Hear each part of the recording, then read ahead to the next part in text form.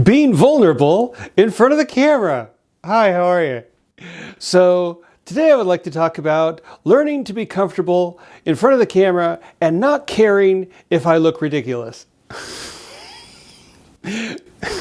Because I think this is what, I've been posting videos on Instagram and YouTube, and I think that's fun and I'm enjoying doing that, but subconsciously, I think what I'm really doing is learning how to be comfortable in front of the camera. Whether I'm wearing an octopus costume or tinfoil and dancing around, I'm just kind of learning to be comfortable in front of the camera.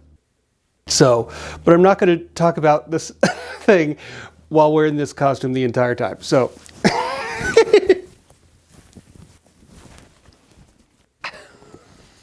okay. Octopus, go swim away. So, being vulnerable in front of the camera. Here's the thing. What I'm learning is when you can let go of your fears of, gosh, what are people going to think of me and judge me? And I'm filming myself saying these jokes or wearing silly costumes or doing ridiculous things or dancing around.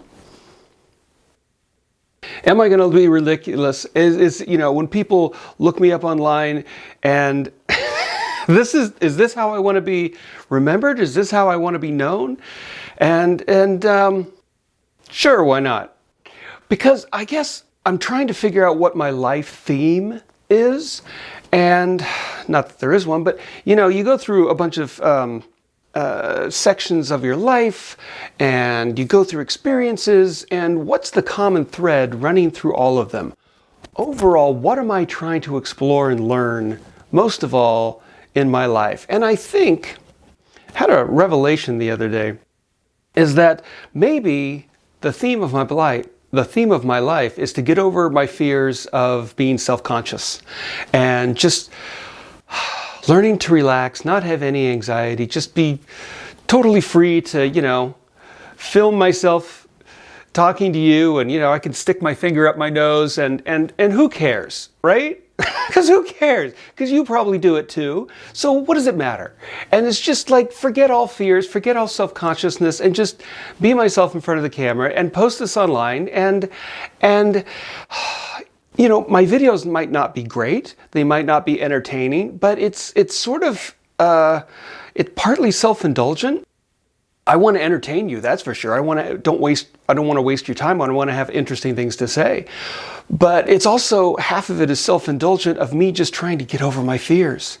I would never do stand-up comedy. I can't, I could get up on stage and stand in front of an audience and tell a joke. But I can't do crowd work like Taylor Tomlinson and Matt Rife, where they just, riff spontaneously and can be funny at the drop of a hat. I can't do that. I can't be funny. I know how to be humorous, but I don't know how to be funny. I don't know how to quickly turn something into a joke. Or maybe I do, but I don't trust myself, or it's not consistent. And so, but I think maybe someday I want to try an open mic at a stand-up, just because it will help me in my journey to get over my fears of being self-conscious. And so that's what I've been thinking about lately.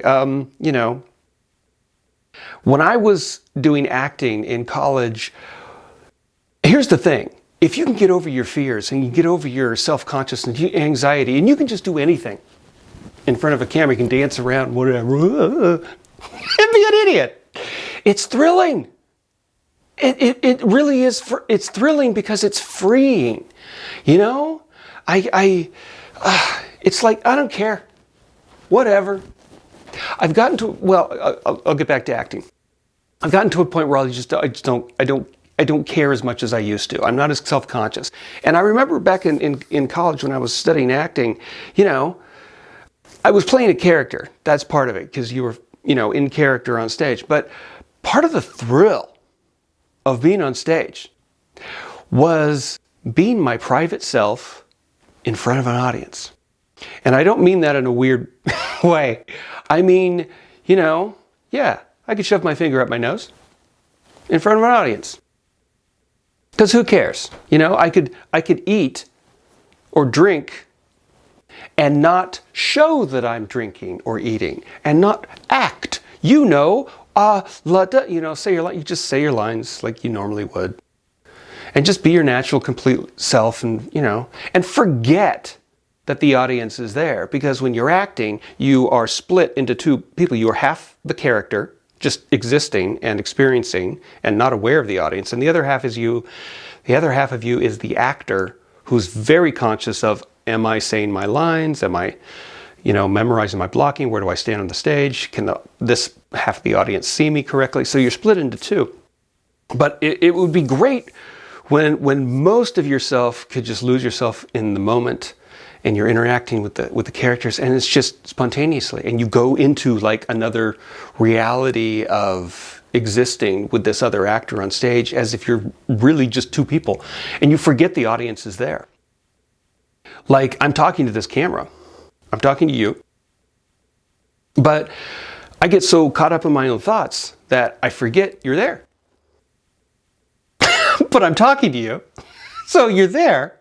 But I get so caught up in my thoughts, and that is thrilling, to just be my natural free self in front of the camera, in front of an audience, and just be free and not care.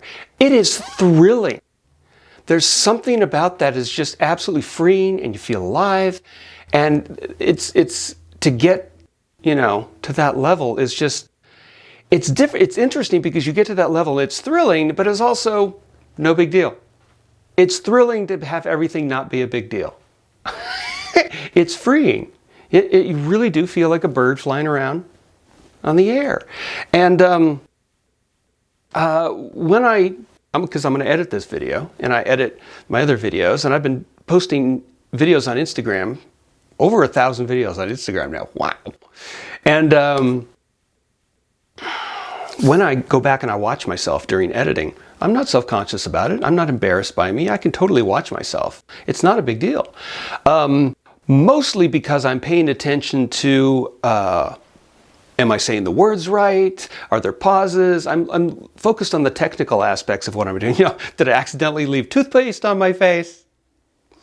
You know? I'm not worried about, oh my God, how are people going to judge me? Because I'm just past that point. I don't care. But I almost am past that point, because I haven't been able to do a live Instagram in 2 years. That's what scares me. What I was saying about being able to do crowd work as a comedian up on stage and just riff spontaneously, you know, that's what scares me. And so in March, I think I want to try to start doing live Instagrams again. I want to connect with you and whoever wants to, you know, hang out with me, because it's probably not as big a deal as I think it is, because I'm always like, oh, am I being entertaining? I don't want to waste people's time, you know, people. But then I think, you know, I watch people live on Instagram, you know, like comedian Nikki Glaser. She sits there and she plays guitar, and people come and people go out of the live chat thing, and that's fine, whatever you want to do. But I got to get over that fear of talking to on social media live in real time. I got to get over that fear, because it's very safe to record this in front of the camera, right? Because I'm in total control of what I say. But in a live Instagram, a live feed, or in front of a live audience, there's feedback. It's an interaction. You don't know where this is going to go. And I think it all comes down to trusting myself to be able to handle whatever comes my way in that moment. And so anyway, that is a fear that I'm working on. And because the thing is, I'm an introvert. I am most comfortable sitting at home, editing my videos, filming my videos, writing my novels. And I just, I go out with friends and stuff like that, but I'm most comfortable just in my own head, which is, and my therapist keeps trying to get me to be more social and get out of my head, because when I do interact with people, you know, sparks fly. The interaction is you know, it's unexpectedly awesome. And so I really need to not be an introvert so much. And so posting these videos, putting myself out there, starting to do a live Instagram, it all gets me out of my shell. Stop being such an introvert. And I've had to deal with this my whole life. So I guess this is my life theme, is coming out of my shell and not being so afraid. And not be so shy and just, you know, because, you know, I'm the thing is, I don't, if this video is entertaining to you, great. If it's not, you'll stop watching at any point. And that's fine. That's fine. And I gotta learn to be able to, like, okay, that's fine. Because when I write, the worst thing for my novels is when I write is to be boring. It's like, oh my God. So I'm constantly worried, am I being boring? Am I being boring? Am I keeping the entertainment and I keep it going? But I also just have to not care and be relaxed. So it's those two things at the same time. And so, but, and it's easier to be ridiculous and not care. It's much harder to be serious and try to make a point and be taken seriously, and then people laugh at you and think you're an idiot anyway. Then it hurts. But if I'm already being ridiculous and saying silly things, where are you going to go? It's like, yeah, you're silly. Yeah, I know. That's what I'm trying to do. But, you know, silly in a good way or silly in a boring way, you know. But anyone who's ever succeeded or ever wants success, we have to put ourselves out there. Anybody who wants to connect with other people literally has to make the effort. Half the way is to put yourself out there. And it's a struggle sometimes to do this. And I'm still trying and I'm still learning. And even, you know, after this many videos, it's still a struggle. It still is. It's better, but it's still a struggle every time. And it gets, you know, once I get going, I get, you know, more free. You know, I have a list of outlines here of what I'm going to say because, oh God, am I going to say this right? Am I going to remember everything? But once I start talking, I'm fine. I am able to ramble better than I thought I could. So it's learning to trust myself. And I'm curious if you have these issues also. I think everybody has some kind of fear of being ridiculed. I think it's in our primal DNA, right? We don't want to look frowned upon by the tribe, or we get cast out of the tribe and then we're screwed. You know, because to live on your own in the woods, back then, you know, you're done for. You needed the community. And so it's hardwired into our DNA and our primalness and our instincts to want to be accepted by the tribe. And so we don't want to do anything too ridiculous. And so, but we've evolved to a point where our community is much bigger and there's a little bit more freedom to be ridiculous. I guess. I don't even know what I'm saying. Anyway, I'm curious.